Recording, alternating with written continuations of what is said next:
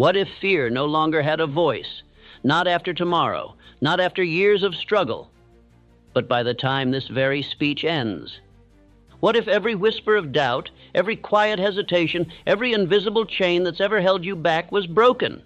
Not managed, not negotiated with, but removed. You were not born with fear. It was taught to you, trained into you, installed by men who had long since surrendered their own power, and what can be installed can be uninstalled. Before anything else, know this. Fear is not a force of nature. It is a creation of man's own mind, and what the mind creates, it can also destroy. I stand before you not with pleasant words nor idle philosophy, but with a spiritual challenge that, if accepted, will change the course of your entire existence. There is a silent killer among men, one so cunning, so subtle, that it ruins lives long before a man realizes it has taken root. It is not poverty. It is not failure. It is fear. Fear has kept more men broke than bad luck ever has. Fear has suffocated more potential than chains or cages ever could. Fear is not loud. It whispers, and worst of all, it disguises itself as reason, as logic, as caution, but make no mistake, it is the jailer of greatness, the assassin of dreams, the enemy of all success. Today, I will not speak to entertain. I will not soothe you with comforting advice. I will speak with the purpose of a man who has walked with titans, men like Andrew Carnegie, Henry Ford, Charles Schwab, Thomas Edison, and John D. Rockefeller, and seen firsthand that the only difference between the man who builds an empire and the man who dies with regret is the one who refused to let fear lead his steps. This is your spiritual declaration. Today, you do not flirt with courage. You marry it. You do not tame fear. You terminate it. You do not wait to feel ready. You move as if you already are. This is not a lesson. This is your rebirth. And when this hour is finished, the man who sat down to listen will not be the man who rises. Because today we make fear the servant, not the master. Let us begin. Fear does not announce its presence with a roar. It tiptoes in through habit, enters through silence, and binds a man by making him believe the rope is part of his own skin. Fear, my friend, is a cunning adversary. It does not strike you like lightning. It seeps into your being like a fog until you forget what the sun feels like. It rarely names itself. It hides behind phrases such as, "I'm being careful," "Now is not the time," "I need more clarity," or "What if it goes wrong?" But let me tell you plainly, those are not wise thoughts. They are enslaved thoughts. They are the sounds of a man who has forgotten that he commands his mind and now bows to it. I have studied the most powerful men the world has known, and I assure you, none of them were free of fear. What made them mighty was not the absence of it, but the mastery of it. Let me take you back. When I first sat at the knee of Andrew Carnegie, he did not speak to me of industry or steel. He spoke of thought. He told me, "The man who does not command his own mind is no better than a wild horse waiting to be broken." And I saw in him something that fear could not touch, definiteness of purpose. You see, fear has one aim: to scatter your energy, to make you pause when you should act, to make you hesitate when you should move, to make you think in circles until the opportunity is gone. It is a silent thief, and it steals more than action. It steals the identity of the man you were born to become. Consider this. Fear begins as a thought, a small whispering thought, a doubt, a hesitation. But if that thought is not seized and replaced, it repeats, and what repeats becomes rhythm, and what becomes rhythm becomes identity. That is how fear conquers nations, not through guns, not through blood, but through minds that surrender their power without a fight. And so I must ask you, what fears have you allowed to become habits? The fear of poverty? The fear of criticism? The fear of loss? The fear of ill health? The fear of old age? The fear of death? I name these 6 ghosts in Think and Grow Rich because they haunt more men than failure ever could. But the most dangerous thing about them is that they often come disguised as intelligence, as caution, even as humility. Let me give you an example.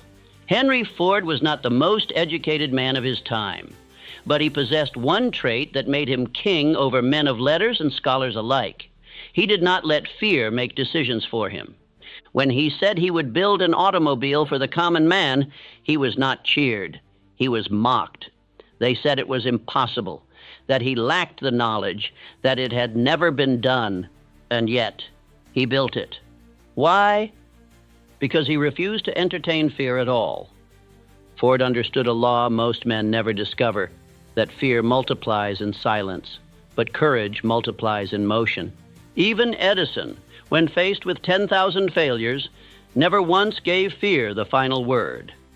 Why? Because he had already decided the ending in his mind, and he trusted the law of repetition to carry him there. He understood that the mind must be trained like a machine, that fear is merely untrained imagination running wild in the absence of purpose. And so I ask you now, what part of your life has fear taken root in? Look closely. Does it hide in your hesitation to speak with boldness? Does it whisper when you delay the dream you say you want? Does it guide your hand when you settle for a life far beneath your design? Do not excuse it. Do not explain it. Name it, face it, and then replace it. Because here is the truth no one will tell you. Fear does not leave the man who tolerates it. It leaves the man who rejects it like poison. You do not defeat fear by hoping it goes away. You defeat it by standing taller than it. You do not escape fear by thinking your way around it. You walk straight through it and discover it was a ghost all along. Charles M. Schwab understood this. He once told me, "Mr. Hill, the world does not belong to the man who avoids mistakes. It belongs to the one who moves forward regardless of them." That is the truth of power, that fear will always scream, but your faith must speak louder. And faith is not born from inspiration. It is born from repetition. If you repeat fear, you live in fear. If you repeat power, you begin to radiate it until fear no longer recognizes you. So let me leave you with a challenge. From this day forward, you will write down every fear that has paralyzed you. You will no longer let it hide behind excuses. You will call it what it is, a lie. And then each morning you will speak its opposite with conviction. I am not afraid of failure because I am a man of execution. I do not fear criticism because I am loyal to my vision, not to applause. I do not fear poverty because I know that riches begin in thought and multiply in action. I do not flinch before uncertainty because I am the author of certainty. You say it until your soul believes it. You say it until fear no longer has a seat in your thoughts, because the man who removes fear is not the man who was never afraid. He is the man who stood taller than his own mind. And that, my friend, is where mastery begins. The subconscious mind does not reason. It does not judge. It does not argue. It accepts and acts upon whatever is repeated with belief. And therein lies both your prison and your liberation. Let us now move from the battlefield of fear to the command center of the mind. For if fear is the enemy, then the subconscious mind is the battlefield, and autosuggestion is your most powerful weapon. You may not see it with your eyes, but it governs every step you take, every word you speak, every result you attract. The subconscious does not sleep. It does not question. It simply receives and reflects what it is given through repetition, through emotion, and through belief. This is no mystical claim. It is a law, a universal principle as real and rigid as gravity itself. Allow me to be direct. If you have lived in fear, in lack, in hesitation, it is not your fault. It is your programming. And if that programming has been written by others, by your environment, your past, your pain, or the frightened voices of small minds, then of course you have hesitated. Of course you have doubted. Of course fear has held the reins. But here is the revolutionary truth. You can reprogram the entire system. Let me tell you how. Let us take a lesson from Henry Ford. This man repeated to himself and to others, without apology, whether you think you can or think you can't, you're right. Now, what is that but autosuggestion? He did not say it once. He lived it. He built empires from it. He faced ridicule with it in his mind. And eventually, the world bowed, not to his strength, but to his belief. Why? Because belief is contagious, but first, it must be installed. Now, understand this. Autosuggestion is the act of deliberately feeding the subconscious mind the beliefs you want it to operate from. You do this through repetition, through emotionalized statements of identity, purpose, and faith. And you do it until the old beliefs have no oxygen left to survive. You do not beg the subconscious to change. You command it. You do not wish for better thoughts. You install them with force, with rhythm, with precision. Let me ask you, what words do you say to yourself when no one is watching? That is your reality. Do you say, I'm not ready? Then your subconscious responds, understood. You are not ready. Do you say, I'm afraid I'll fail? Then your subconscious says, understood. Let us avoid risk. Do you say, what if this goes wrong? Then your subconscious prepares you to fail and ensures you'll miss what could go right. You must speak with new language now. You must say, I am fearless. I execute boldly. I lead my thoughts. They do not lead me. I am the architect of my belief. You speak these truths daily. You write them in ink. You declare them out loud. Not once, not twice, but until they form a groove so deep in your subconscious, there is no longer room for fear to settle in. That is how I reshaped my life. That is how every man I studied, Edison, Carnegie, Lincoln, Schwab, Ford, reshaped theirs. Do you think Edison created the light bulb with positive thinking? Number. He created it by programming his beliefs so deeply that 10,000 failures could not touch it. Each failed experiment was not a signal to quit. It was a signal to continue. Why? Because the dominant thought in his mind was, the result is inevitable. I only need to persist. And how did he hold that thought? By repeating it, by visualizing it, by training his subconscious to see it as already done. You must do the same, and let me teach you the method, simple, but rarely followed with the discipline required. Each morning upon waking, before the world claims your focus, you must speak aloud your chief aim, your belief identity, and your fearless command. You must repeat with conviction, I am focused, I am powerful, I act without hesitation. My decisions are final, my mission is clear, my identity is certain. I do not wait for the world to confirm me, I confirm myself. Then at night, just before sleep, when the mind softens and the subconscious is most vulnerable, you speak them again, and again, and again, not until you are tired, but until you are changed. This practice is not optional. It is not for the weak. It is for the man who desires to become unrecognizable, to rise from the ashes of fear and shape his life like clay in his own hands. The man who masters autosuggestion can remove fear so completely from his system that hesitation becomes unnatural. His mind no longer seeks escape, it seeks execution. His body no longer responds to doubt, it responds to command. His words no longer reflect confusion, they reflect certainty. This is the key, my friend. If you want to become fearless, you must first train your internal voice to speak as if you already are. And the subconscious, faithful servant that it is, will obey. It always does. It always has. What are you feeding it? Faith is the foundation of all power. And I do not mean faith in religion or fate, though those may comfort a man. I speak of practical faith, the kind that is built like a bridge between your thought and your result. Faith, in this sense, is not mystical. It is structural. It is the belief in unseen forces, not because you are naive, but because you understand how the mind works. When a man believes in his mission with such intensity that no setback can turn him, that man becomes dangerous to fear itself. Now understand this. Faith is not a gift. It is not handed to a man at birth. It is not reserved for the lucky, the strong, or the privileged. No, faith is a discipline. It is built brick by brick. You lay its foundation by deciding who you are, why you are here, and what you will build before your time is up. And then you reinforce that foundation with repetition, with action, and with purpose that does not flinch under pressure. Let me show you what I mean through the life of Andrew Carnegie, the man who became the wealthiest industrialist in American history.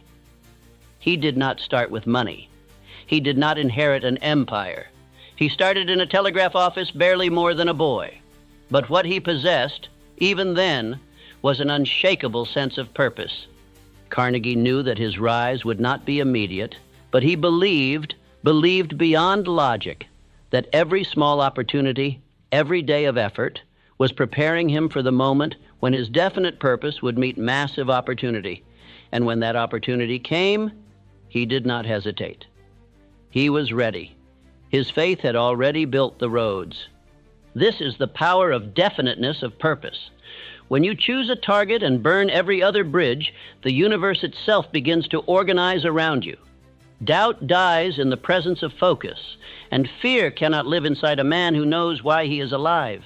Most men drift. They change their aim with the seasons. One week they desire freedom, the next comfort, the next applause. But the man of purpose, he does not drift. He is fixed like a compass, unmoved by the winds. He wakes each day not to react, but to execute. Now look at Abraham Lincoln. His presidency was forged in the fires of division, the country torn in two, allies wavering, enemies rising, and yet Lincoln held to his mission. His purpose was union. His faith was in liberty. He did not know how long the war would last. He did not know how deep the cost would cut, but he decided early that the end result was non-negotiable. The United States would not fall. Slavery would not survive. And he walked in that belief daily, even when the odds whispered otherwise. That is what purpose does. It strengthens a man's back in the storm. It lends him the ability to stand when others kneel, to speak when others grow silent, to act when others wait for permission. And make no mistake, you must now decide your purpose. Not a list of goals, not a dream, not a fantasy scribbled in excitement, but a single sentence written in fire that becomes the axis of your existence. What will you build?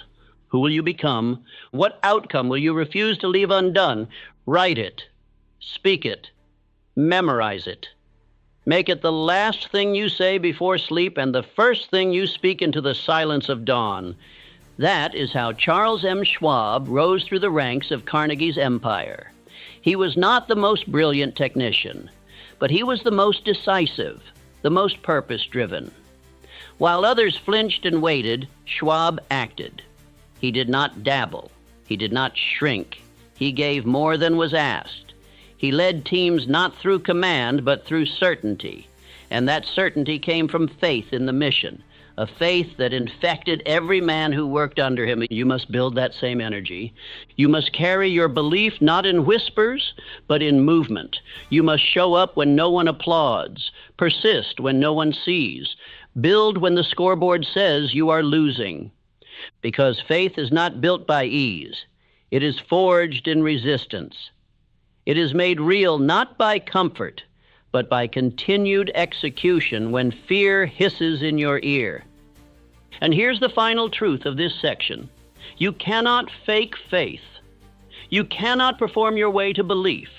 You must earn it through decisions made in silence, through rituals that demand excellence, through speech that reflects clarity even when the path is clouded. Do this, and fear becomes irrelevant. It may knock, but you will not answer. You will be too busy executing. Understand this. Indecision is the fertile soil in which fear grows. Every hesitation you allow, every question you leave unanswered, every quiet maybe you whisper to yourself is a crack through which doubt creeps in. Fear does not begin with failure. It begins with the refusal to choose. A man who cannot decide is a man who cannot rise. He is a ship without a rudder, at the mercy of every current, every opinion, every shift in the wind. His energy is scattered. His will is diluted. He waits, and while he waits, his future is stolen from him one day at a time. But the man who decides, firmly, finally, becomes something altogether different. Let me tell you about Henry Ford. When he set out to build a motor car for the common man, he was met with laughter. His own engineers called his vision impossible. The idea of an 8-cylinder engine in a single block cannot be done, they said. And what did Ford say? Produce it anyway, not once, not twice. But every time they returned with failure, he sent them back with the same command: produce it anyway. That is not optimism. That is not blind belief. That is the power of decision, a decision so firm that it bends reality to match it. And that engine was built, not by chance, but by command. Now ask yourself, when was the last time you decided with that kind of finality? Most men do not. They dance around commitment. They try but do not burn the bridge.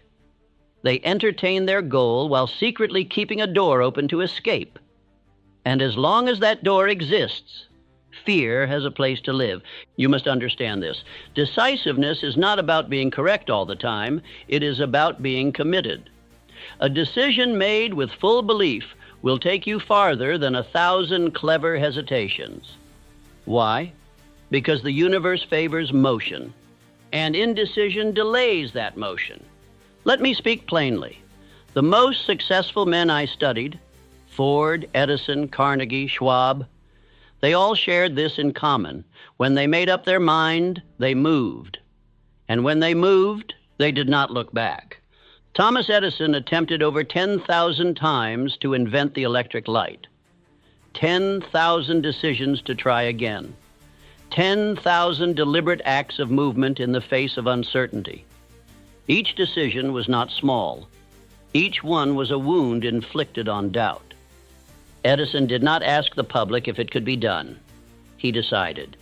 And then he acted until the world had no choice but to believe what he had already accepted. Decision is an act of creation. It creates momentum. It creates clarity. It creates identity. And here is the spiritual law behind it. A man who decides who he is and lives according to that decision becomes immune to fear. He may still feel fear, but it cannot lead him because he has already chosen. And that choice becomes a fortress. Charles M. Schwab once again rose not by debating endlessly, but by making decisions swiftly and standing behind them. Carnegie trusted Schwab not because he was the most technical, but because he moved. While others talked, Schwab acted. While others planned, Schwab produced. So I ask you, what decision have you left undecided? What truth have you postponed? What version of yourself have you refused to fully claim? Because indecision is not harmless. It is the slow death of destiny. And fear uses it like a scalpel, cutting away your potential, one hesitation at a time. Say this with me now, aloud, wherever you are. I decide quickly. I move without apology. I do not retreat. My word is final because I trust the man who speaks it. Let these words carve themselves into your mind. Say them often. Because each time you repeat that identity, you replace the version of yourself that waited with the one who leads. Let me be even more direct. Every time you hesitate, you teach your subconscious to question you. Every time you delay, you whisper to your mind, my will is not trustworthy. But every time you decide and act, you train your subconscious to say, this man means what he says. And that training is how self-command is built. So from this moment forward, you are no longer a man who waits. You are a man who chooses, even when it's unclear, even when it's uncertain, even when the crowd wavers. You choose, because you are the architect of your life. And the builder does not ask the bricks for permission. He lays them anyway, The man who would become fearless must first understand this. Fear is not an event. It is a habit. It is not something that simply appears when the conditions are wrong. It is a pattern, born of repetition, installed through years of unchallenged thought. And as with any habit, it can be rewired, if you are willing to apply greater repetition in the direction of strength. Let us examine what repetition truly means. Not the mindless repeating of tasks, but the deliberate imprinting of a new identity through the daily, disciplined use of thought. This was the cornerstone of my teaching, and I called it by many names: autosuggestion, definiteness of purpose, and most importantly, thought control. But let us not speak in abstractions. Let me show you how this operated in the minds of the greatest men I ever studied.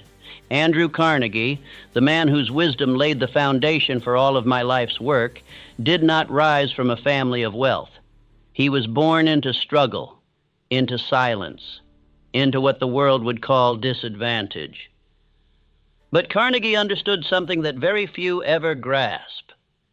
The mind, once fixed upon a definite aim, will begin attracting to itself every condition necessary for the fulfillment of that aim. And so, every morning, he spoke his aim aloud. He repeated the man he had decided to become until the very walls of his mind no longer allowed for doubt to enter. Carnegie would say, "I am not building a fortune. I am building a man who is worthy of one." Do you understand that distinction? You do not speak affirmations to feel better. You do not speak them to impress others.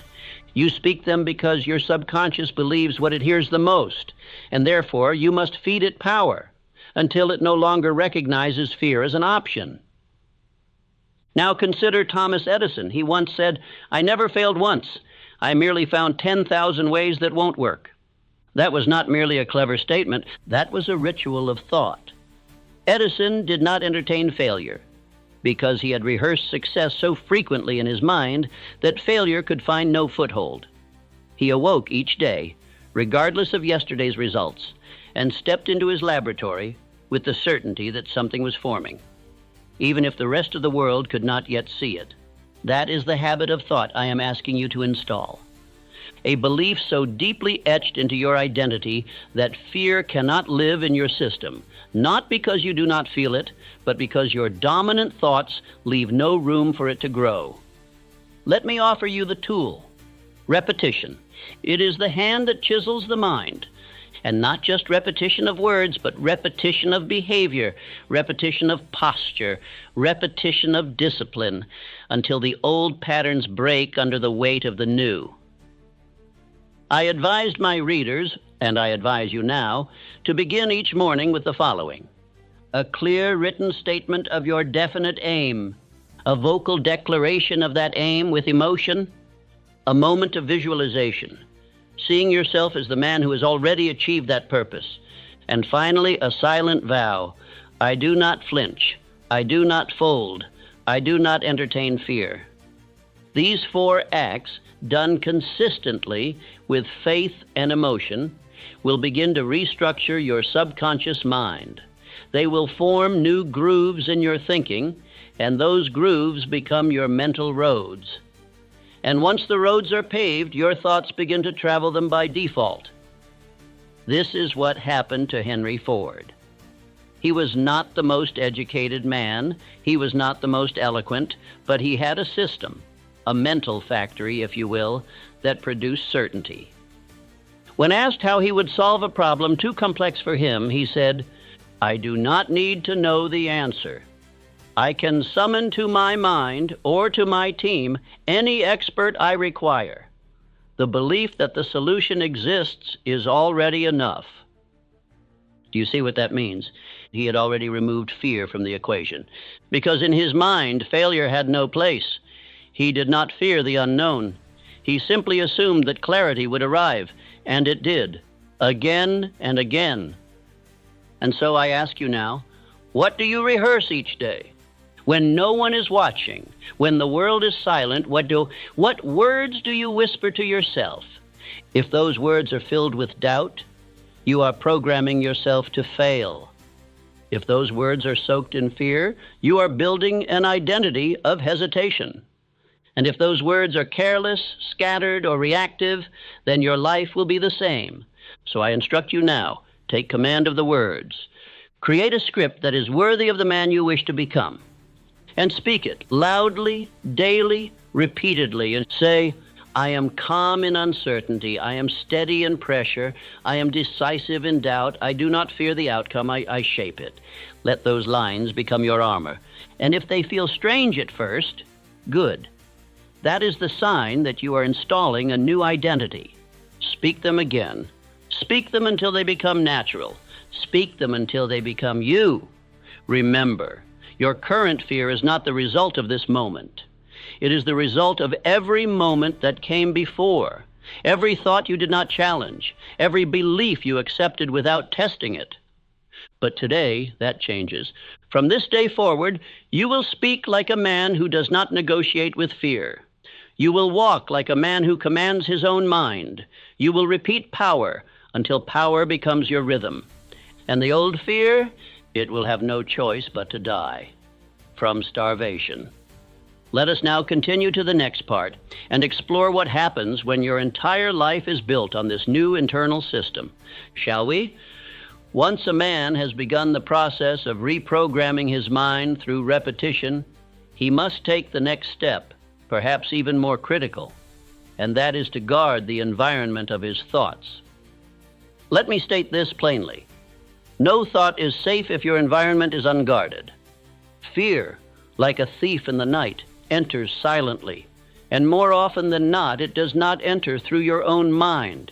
It enters through the words, doubts, and energies of others. I discovered this truth in my earliest conversations with Andrew Carnegie. He told me, if you place a weak mind in the company of stronger ones, it will either rise or it will retreat and rot.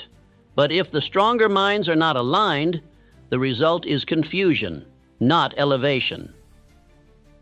From that statement, I began to study not only the habits of great men, but the environments they built around themselves.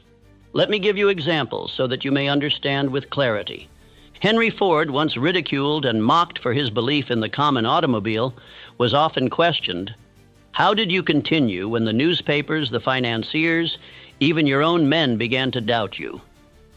His answer was profound, because I didn't invite them into my mind. Ford understood a principle you must now accept as law. The mind is sacred ground, and not every voice deserves entrance. He surrounded himself with only those who could add value to the vision. And when doubt arose, as it always does, he returned not to conversation, but to introspection, to solitude. He did not argue. He executed.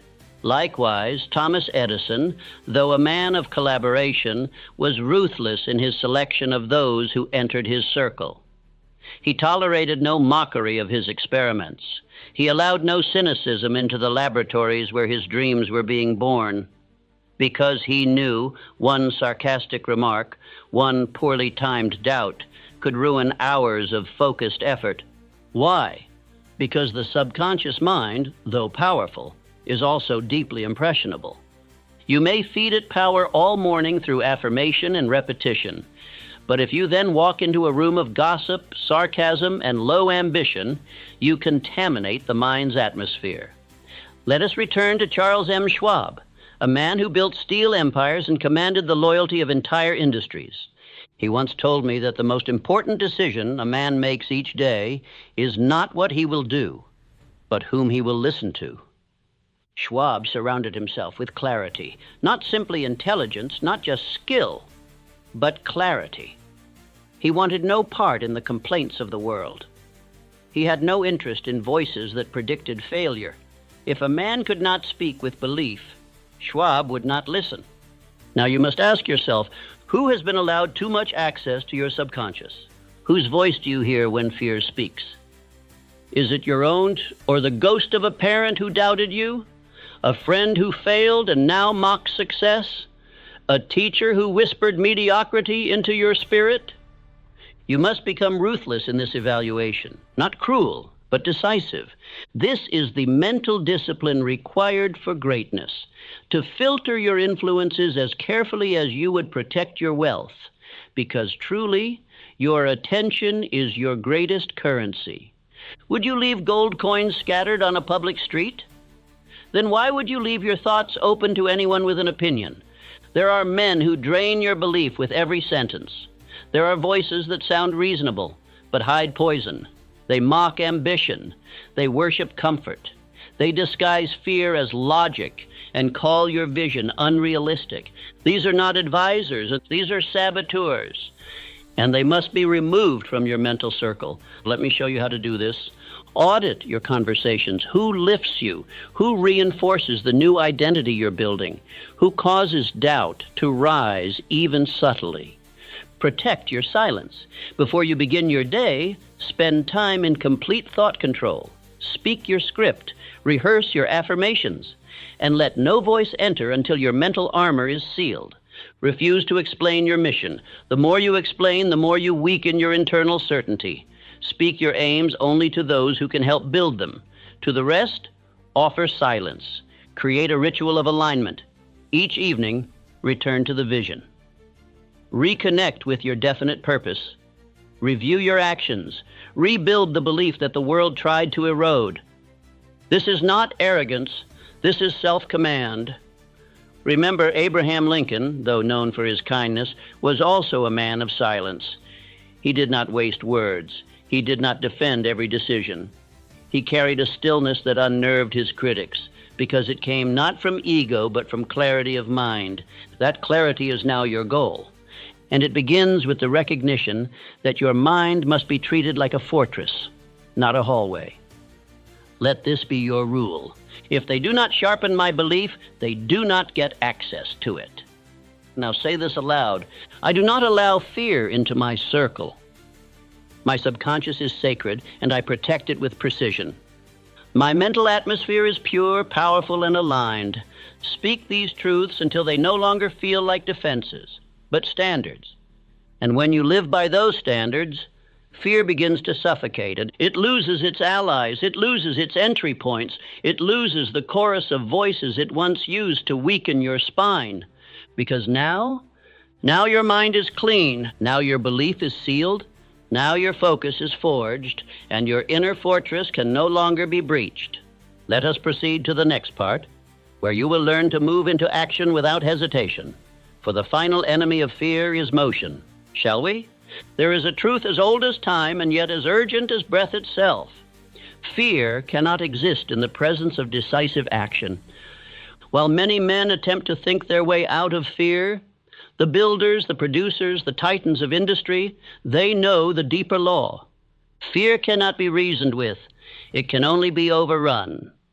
Let me tell you what Andrew Carnegie once revealed to me in a private moment of startling clarity. He said, "The best way to destroy fear is to act so quickly that it has no time to speak." This, I later discovered, is the thread woven through every story of greatness I have ever written about: decisive movement in the face of uncertainty. Let us take Henry Ford, for instance.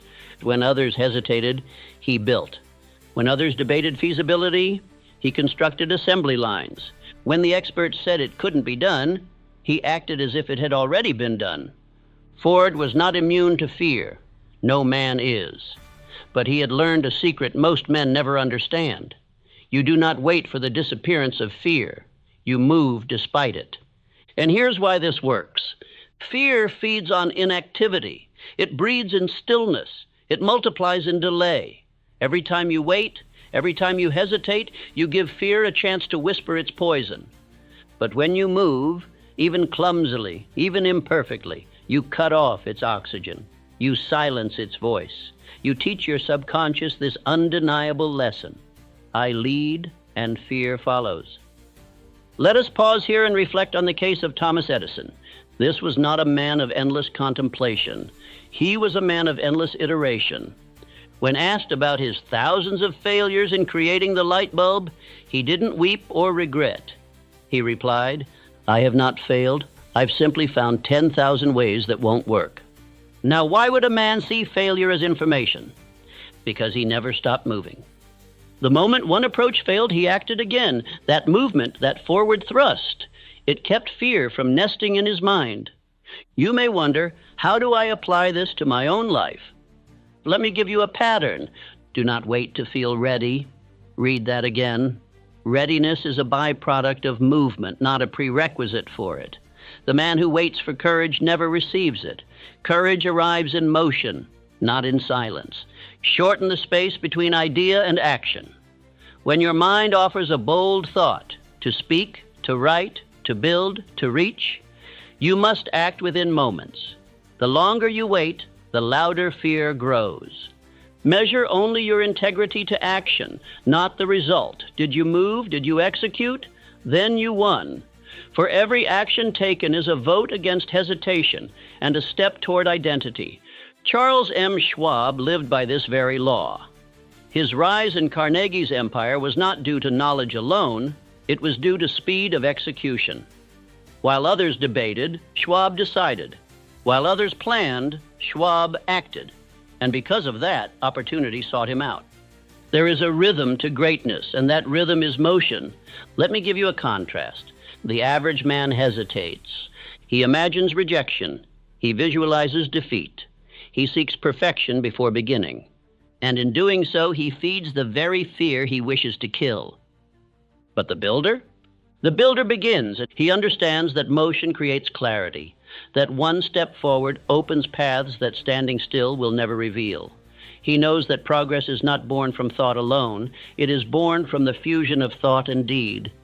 And this, my friend, is why so many men remain in cycles of mediocrity, because they refuse to move while afraid.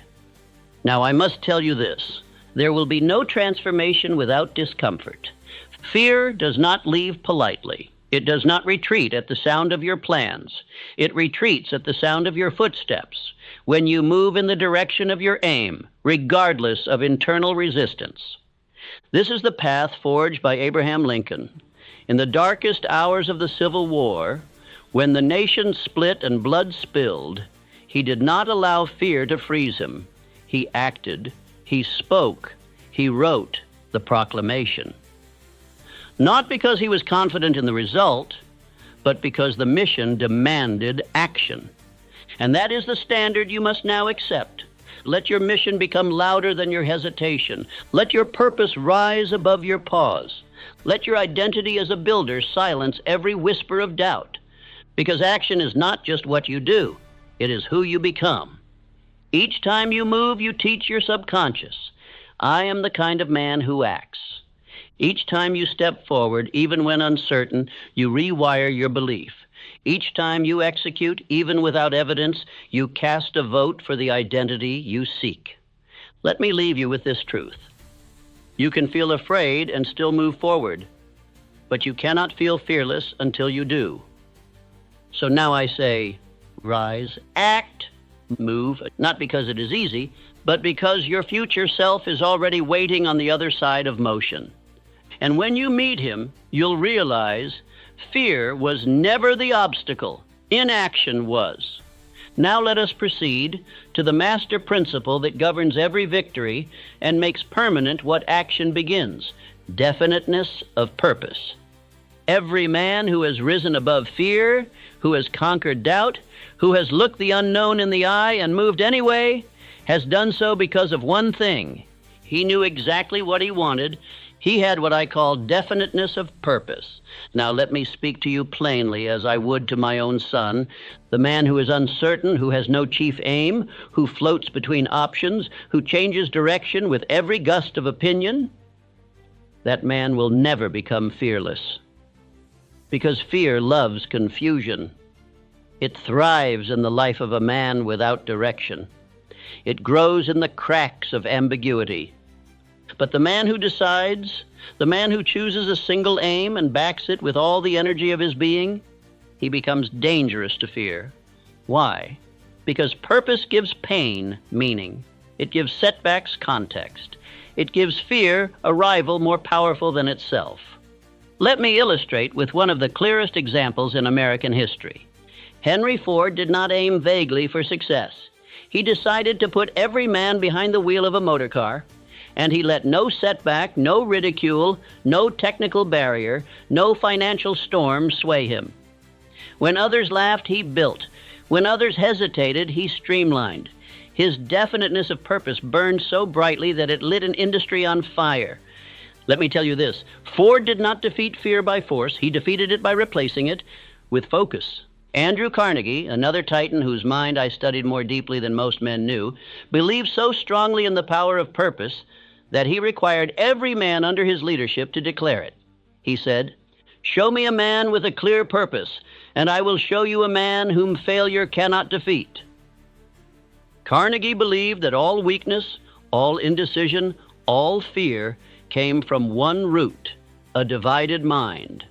He selected Charles M. Schwab as the president of U.S. Steel, not merely because of his energy, but because of his clarity. Schwab was not a genius by birth, but he spoke his mission with such confidence that other men fell in line. His definiteness of purpose made him magnetic. And what of Abraham Lincoln?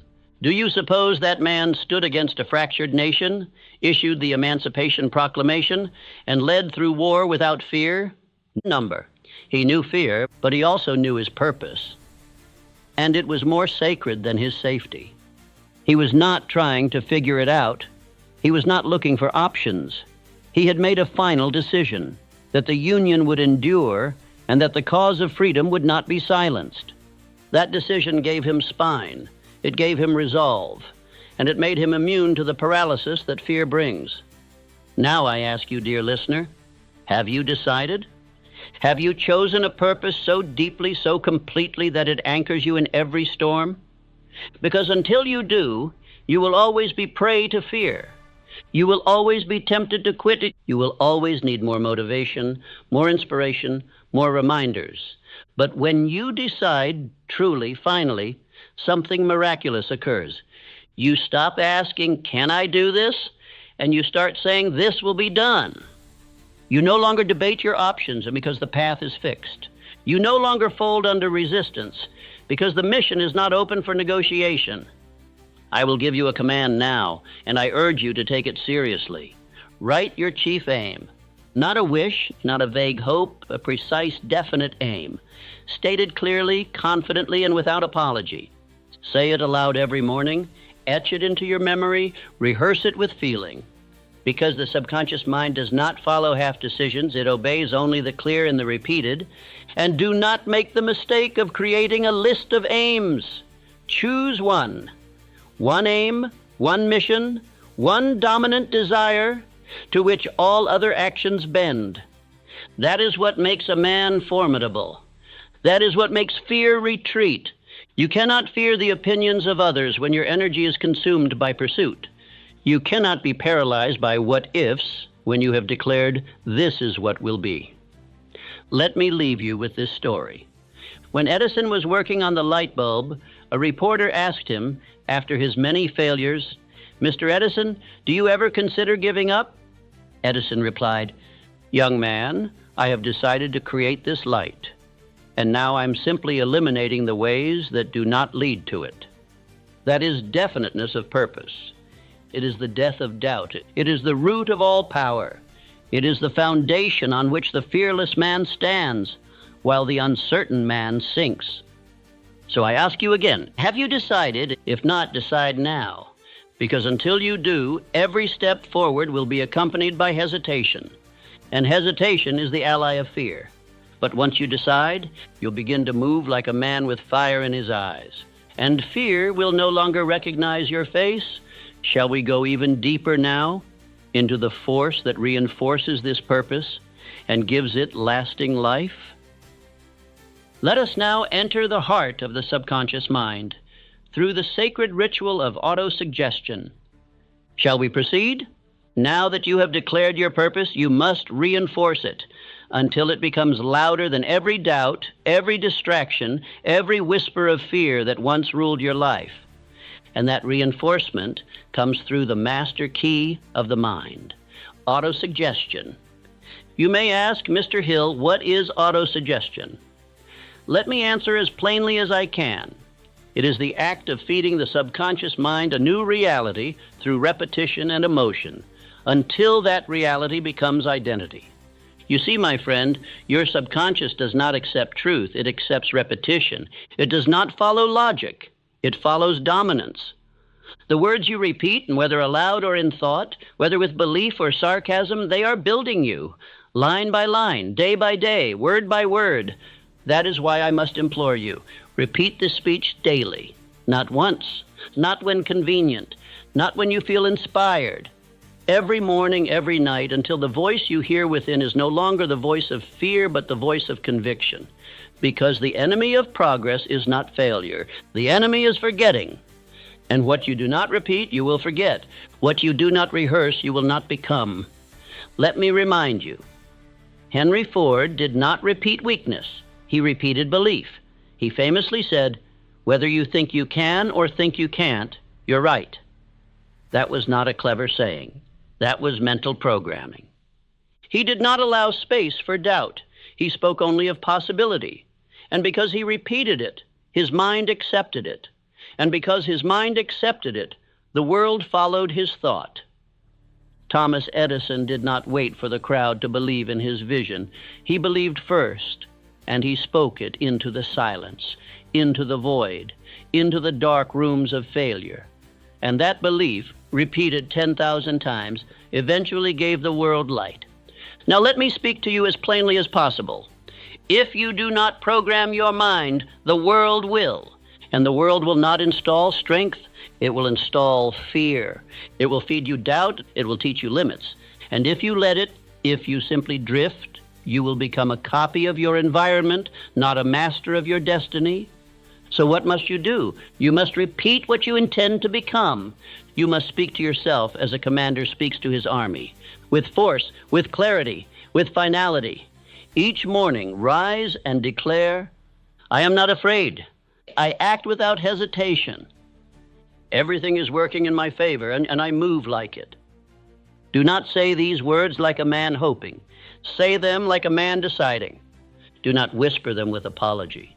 Speak them with presence. Because the subconscious mind listens not to the volume of your voice, but to the conviction in your tone. That is why Andrew Carnegie demanded that his men recite their aims aloud each day. He knew that repetition was not a gimmick, it was the method. You do not need another speech. You need this speech again and again until it becomes your voice. And do not treat this as a message for today. Treat it as a ritual for a lifetime. Burn these words into your spirit. I do not beg fear to leave. I replace it with faith. I do not delay action. I speak, I move, I become. If you begin every morning with this before the world gets its hands on you, if you end every night with this before sleep locks your thoughts in place, then the identity of power will etch itself into you. The man you were, the man who hesitated, who shrank, who doubted, he will disappear. And in his place, a man who walks in silence but moves the world. That is not theory. That is not fantasy. That is the law of mind control, not over others but over self. So do not scroll to the next idea. Do not chase another voice. Do not water down this instruction. Repeat this speech until every bone in your body believes it, and until your actions obey it, until your posture begins to reflect it, and without effort, without reminder. This is not suggestion. This is autosuggestion. And if you will honor it, and with discipline and fire, there will come a day, and not long from now, when the man who once feared everything is no longer recognizable. Shall we press forward? Let us now deal with the next enemy that must be confronted, the opinion of others. Let us continue. There comes a time in every man's life when he must choose, will I live by my own vision or by the opinions of the crowd? For most, that choice is never made. They drift, they defer, they delay their destiny in favor of approval, and in so doing they sentence their greatness to silence. Let me speak to you now with full force. The fear of other people's opinions is a thief. It robs you not only of peace, but of power. It is not harmless. It is not polite. It is poison, dressed in the garments of social acceptance. You must make a firm decision. The opinion of the crowd shall never outweigh the voice of my own purpose. Too many men wait for permission. They delay their calling until their neighbor agrees with it. They shrink their voice to fit the small minds around them. And in doing so, they trade their birthright for belonging. But no man who has ever shaped the world was accepted by it first. Did Abraham Lincoln wait for applause before issuing his Emancipation Proclamation? He was mocked, condemned, hated by many. Yet he moved forward, not because it was popular, but because it was right. Did Thomas Edison take a poll before he pursued his inventions? His critics called him mad, a failure, a dreamer, but he paid no mind. Why? Because he did not look to the masses for direction. He looked within. And Henry Ford, when the world said the car was a toy, a novelty, a foolish idea, he built it anyway. He trusted his vision more than he feared their laughter. That is the kind of man you must become. A man who does not consult the crowd before taking his next step. A man who does not explain his every move to those who have built nothing. A man who does not tremble in the face of mockery, but grows sharper in it. Understand this: the crowd will never understand you. That is not their role. Their role is to observe.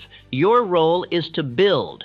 And the moment you confuse the two, the moment you let the opinions of idle men shape your actions, you forfeit your edge.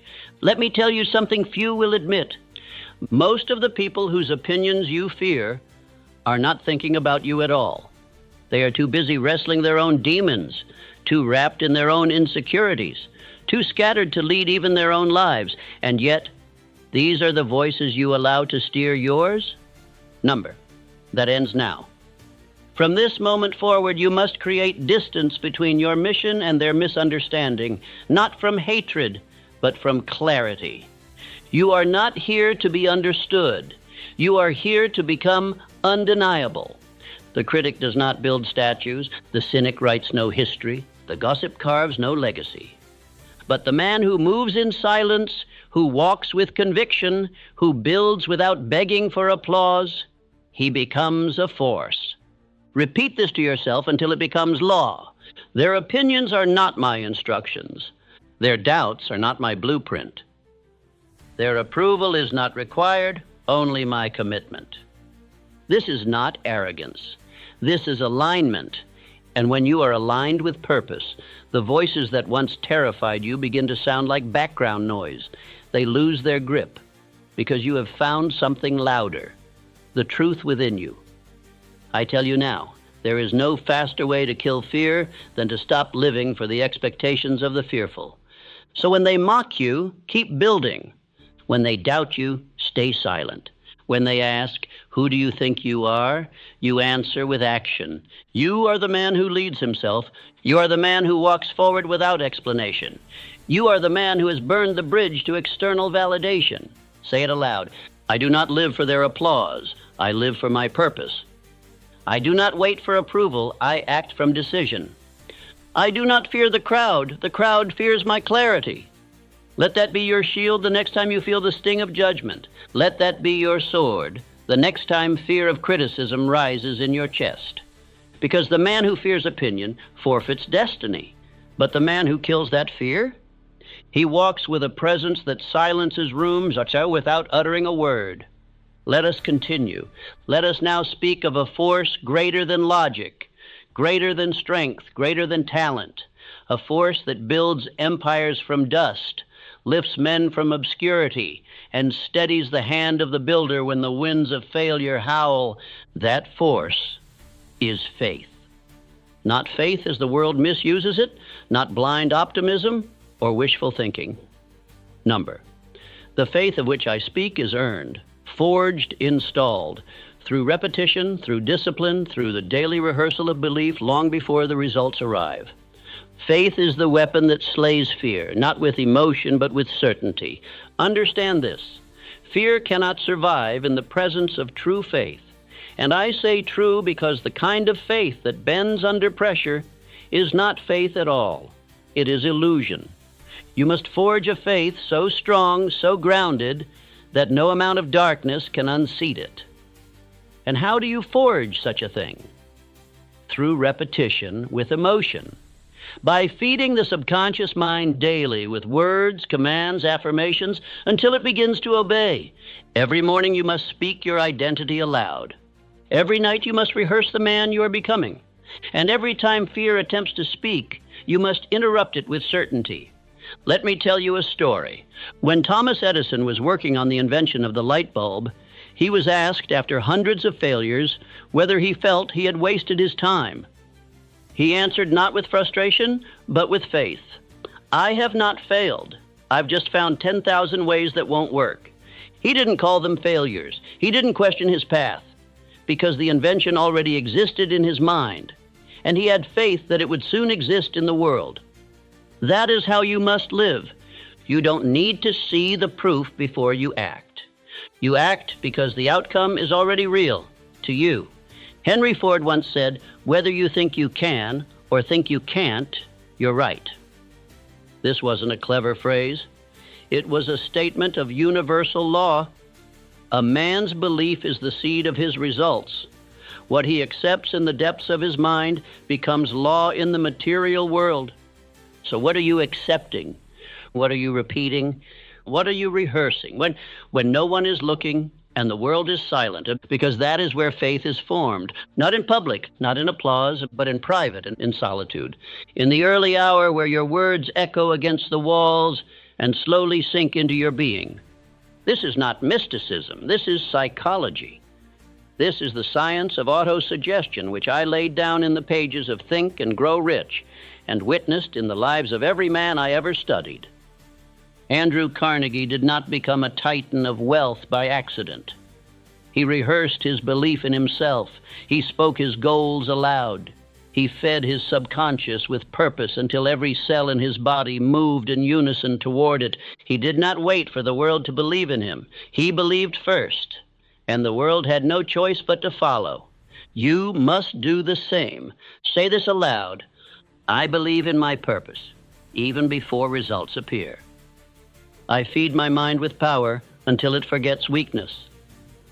I move in faith, not because I feel ready, but because I have decided it is so. This is the rhythm of a man who becomes unshakable. This is the discipline that kills fear, because repetition with feeling creates identity. And identity overrules emotion. You must install belief so deeply, so frequently, that fear has no space left to breathe. And when doubt creeps in, as it will, you do not argue with it. You do not reason. You simply return to the script. You repeat. That is the most powerful discipline a man can possess. Not just to feel strong, but to repeat strength until it becomes his nature. So every morning you wake up and you rehearse the future. Not casually, not for entertainment. With fire, with conviction, with repetition that makes the ground beneath you believe it too. You say, I am fearless, I am focused. I am becoming the man who cannot be broken. And if you repeat it with enough emotion, with enough frequency, your mind will accept it. And once your mind accepts it, the world will begin to mirror it. That is the law of faith. That is how fear dies. That is how a man becomes dangerous in silence. Let us move forward. Now let us step into one of the most vital truths a man must ever learn: the link between fear, drift, and indecision. Understand this with every fiber of your being. Fear feeds on hesitation. It draws its power not from the external world, but from the internal confusion of a man who has not made up his mind. The longer you delay, the more room fear has to grow. But when you decide, fully, finally, and without apology, fear dies instantly. Decision is the great eliminator. It clears the fog. It silences the voices. It evicts fear from the chambers of your mind. And the failure to decide, that is the beginning of drift. I have said this before, and I say it again now with more urgency. Drift is the silent destroyer of all dreams. A man may survive pain, he may endure failure, but he will be destroyed by drift. the quiet daily slide into mediocrity that begins the moment he refuses to make a firm choice. Let me give it to you plainly. If you are not deciding, and you are drifting, and if you are drifting, you are not free. You are a puppet of fear, a prisoner of external influence, a leaf blowing in the wind, tossed by emotion, opinion, and circumstance. Now listen closely. Every man I ever studied, every titan of industry, every giant of history, they all shared one trait in common: decisiveness. Not recklessness, not haste, but clear, calm, final decisions made quickly and rarely reversed. Let me remind you of Henry Ford. When he set his sights on creating a motor car for the common man, he did not ask permission. He did not seek approval from the doubters, nor debate endlessly with his peers. He made a decision, and the world adjusted.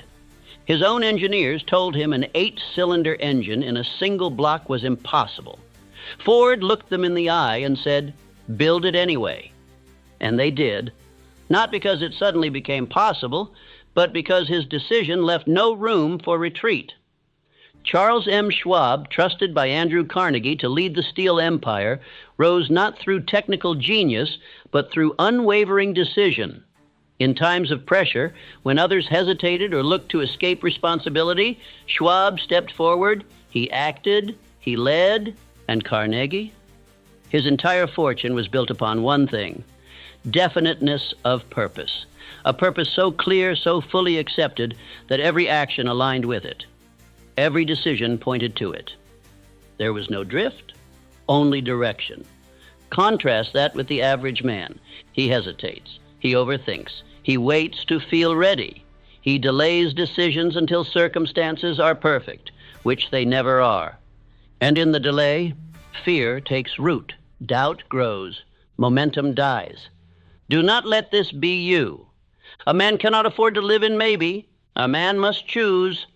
And the moment you choose, a force awakens within you, a force that says, "This is who I am now, and there is no going back." Say that aloud.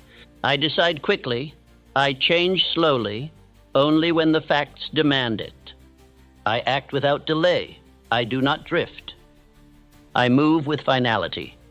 I burn the bridge behind me. Burning the bridge is not poetry, it is strategy. So long as you leave a path of retreat, fear will whisper in the dark. You can always go back. But once you decide, once you cut the rope, shut the door, and remove the exit, you unlock the power that only clarity can give. Let me share with you what I learned through years of research and conversations with the most powerful minds on earth. Fear cannot dominate a man who has made up his mind. It may knock, it may whisper, but it cannot enter because decision has locked the gates. You must live this. Every morning, rehearse your identity. Every day, recommit to your mission. Do not let emotion dictate your steps. Let decision dictate them. And when the feeling comes, the hesitation, the voice of the old self, the fear of failure, interrupt it. Say with certainty, I have already decided. I do not retreat. I do not entertain fear disguised as logic. And then you move. You do the thing you said you would do, without delay. Because every time you follow through, every time you move without hesitation, you build a spine of steel inside yourself. You become unshakable. And soon the world will not question your certainty. It will respect it. So let me ask you, what decisions are you still avoiding? What bridges must you burn? What direction must you fully commit to without allowing drift to return? Decide now. Decide deeply. And from this moment on, let your decisions move faster than your fear ever could. This is how you remove fear, not by waiting, not by hoping, not by hiding, but by deciding, and by walking with fire into the man you've already declared yourself to be. Now, as we move closer and closer to the end of this speech, fear is no longer welcome in your house. It has robbed you long enough. It has whispered hesitation into your dreams, planted doubt in your convictions, and delayed the man you were born to become. But today, it ends. You do not belong to fear. You are not its puppet. You are not average. You are not ordinary. You are not another man drifting through life, hoping things improve. You are the builder of thought, the commander of action, the master of decision, and from this day forward, you will not act as if, you will act because it already is. You are not waiting for strength. You are installing it, daily, hourly, with every word, every repetition, every quiet declaration you speak when the world isn't watching. Let the old voice die, the voice that questioned, the voice that hesitated, the voice that waited for perfect timing. It is no longer yours. Your new voice has no room for fear. It walks with calm, it speaks with clarity, and it moves with conviction. And when resistance rises, as it will, you will not fold. You will repeat, because repetition is how men become forged in fire. Because repetition is the builder of identity. And this speech, what you have just absorbed, is not entertainment. It is your blueprint. It is your architecture of belief. It is the structure you return to daily until your subconscious mind knows no other rhythm than certainty. You must return to this message again and again and again. Not once, not when you feel weak, not when it's convenient, but every morning, every time the world feels heavy, every time the old self tries to claw its way back in. You play this speech aloud, you speak its lines, you walk its energy, until fear is not just silenced, but forgotten, until the man you've been pretending to be dies quietly in the night, and the man who speaks with faith rises. Say it now. Fear no longer lives here. I do not ask for permission. I move with power. I do not repeat fear. I repeat strength until it becomes my nature. This is the final word, not because the work is over, but because yours is just beginning. Now go, walk with fire, move with discipline, live like the man who fear cannot touch, because that man is already you. Let them wonder what changed. Let them feel your silence before you speak. Let them witness what belief forged in repetition becomes. You are no longer a man at the mercy of fear. You are the architect. You are the fire. You are the command. And now you walk like it's done.